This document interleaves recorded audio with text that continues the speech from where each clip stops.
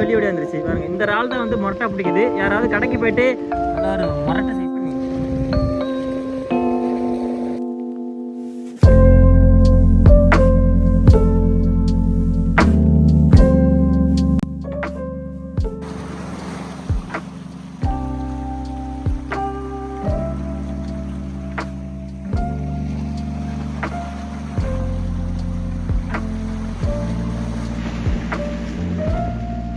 இப்போ வந்து கொடுவா மீன் பிடிக்கிறதுக்கு வந்து அண்ணன் வந்து இந்த ஸ்டிக்கில் வந்து என்ன ஒரு இறையா போடுறாங்கனாக்கா லப்பரில் இருக்கிற ஒரு ஆள் போடுறாங்க.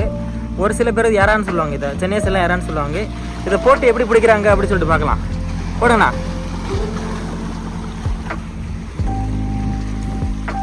நம்ம வந்து உஷாராக நிற்கணும், முள்ளேனா நம்மளை போட்டு இழுத்துட்டு போயிடும்.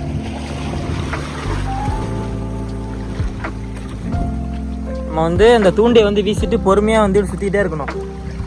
அப்போ தான் வந்து இறால் வந்து உயிரோடு இருக்குது அப்படின்னு நினச்சிக்கிட்டு அந்த கொடுவா மீன் என்ன செய்யும், டப்புன்னு அதில் அப்போ வந்து கவ்விடும். அப்படிதானா?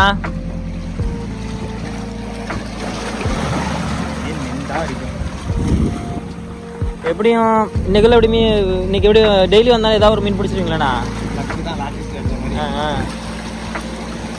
இப்போ வந்து இந்த பாடு வந்து ஒன்றும் கிடைக்கல.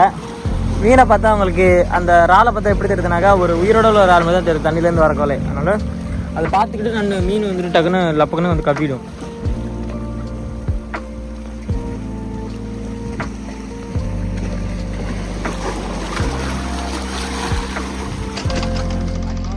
பார்த்தீங்கன்னா வந்து ஒரு சரக்கு கப்பல் வந்து நாகப்பட்டினம் பறக்க வந்து வந்துட்டு இருக்கு பாருங்க. அது வந்து ஆமை மாரி வரும், ஸ்பீடாலாம் போகாது அந்த கப்பல். ஏன்னா வந்து ஆமை மாரி தண்ணிக்குள்ளே இருக்கும், அப்படியே ஆமை மாரி நான் வந்து பொறுமையாக வரும்.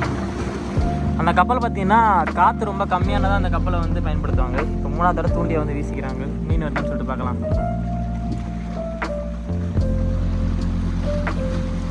நான் இப்போ ஒரு பெரிய மீன் ஒன்று மாட்டிச்சு. என்ன மீன் சொல்லிட்டு பார்க்கலாம். ரொம்ப டைட்டாக இருக்கிறாரு. இல்லைங்கண்ணா இல்லைங்கண்ணா.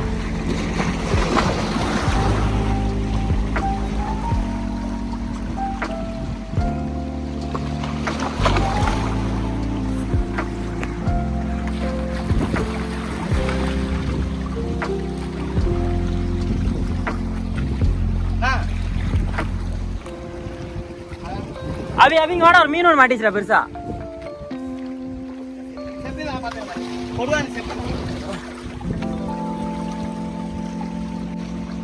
செப்பிலி ஒன்று பெருசாக மாட்டிருக்கு.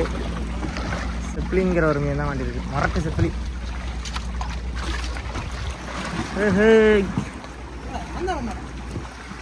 அண்ணா நான் பார்த்து விழுந்துறாங்க.